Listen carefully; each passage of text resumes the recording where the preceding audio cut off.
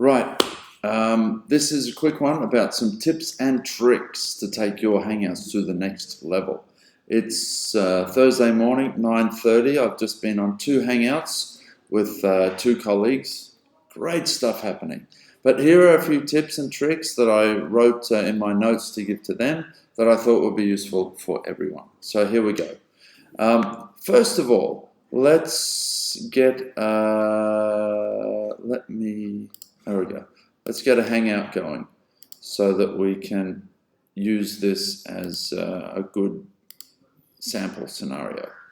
So typically things start like that. You join the meeting and away we go. So it's just me for the purpose of this one. And what people have been doing is switching between the Hangout with the video and then presenting now and showing the entire screen.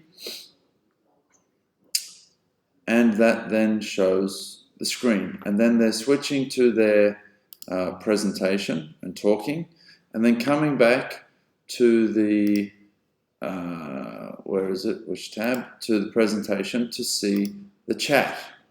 So here's a little tip. Instead of having one window with the chat and your presentation in it, split them out. So take it out of there and have 2 windows. We make this window with your presentation a little bit smaller, and then then you've also got the window that has the Hangout in it. And what you can do is you can put one on top of the other so that the presentation is as big as it can be, but at the same time you can see the chat. So at the moment now I have the chat over here. I can click on that and send a question. But if I have this here, usually when you're presenting you don't need to type in the chat because you're answering them, but you can see it happening and you can see this here.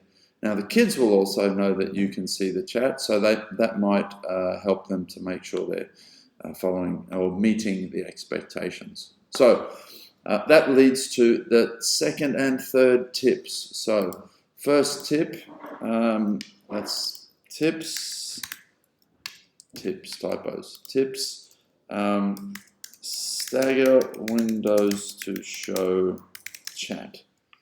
The next one, and I'm going to turn this into bullets so that we can fit more in. The next one would be use the Ask Students to students to type questions in chat window. Okay. The third one is actually what I'm doing right now. Use the user presentation to dynamically ask your questions. So I was in one Hangout this morning, and the teacher was asking the question and waiting for kids to answer. Maybe because we can't always rely on the audio, they didn't hear it. It would be good if you're asking questions to just type them in as you're having that discussion. So if we're talking about covalent bonds in chemistry, or the character in whatever, you're asking about a character, you might ask them a question like, how does Isla compare to Sun? Then if the kids didn't get it, they can see your question in there. And then at the end of your session, you've also got a history of the questions that you've answered. So that's one tip. Now the third one is also a bit of a question asking protocol. And we're going to call this one the answer, spell it right, Answer-Helper-Antagonist. And the antagonist piece is not essential. So you could call it Answer Helper. And here's how that would work. Before I ask a question, because of the struggle with the audio, we can't always rely on it, I might, if I've got 5 different questions, the first thing, before I ask the question, identify who will answer. And then ask, and who will help. And then ask the question. So I would say, Mohammed, you're going to answer this one. Another student, Yasmin, you're going to be the helper. Here's the question. How does Isla compare to Sana? So then those two know that they're listening.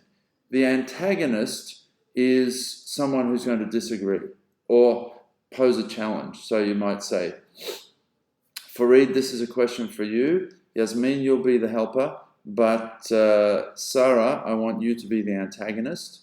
And then you ask the question. And then you've got 3 people engaged in the question. The antagonist one is a bit of an advanced one. So Fareed might say, well, I think Isla compares to Sana in this way. And whoever the helper is says, yeah, I would agree. And then this goes along. And the antagonist has to come up with a question where they say, but I'm not sure, or I disagree, or have you considered? And it really starts the discussion going in a really positive direction, up the sort of ladder of Bloom's taxonomy of thinking. So that's another good thing. What else did I have for us? That's it. They're the tips and tricks for today.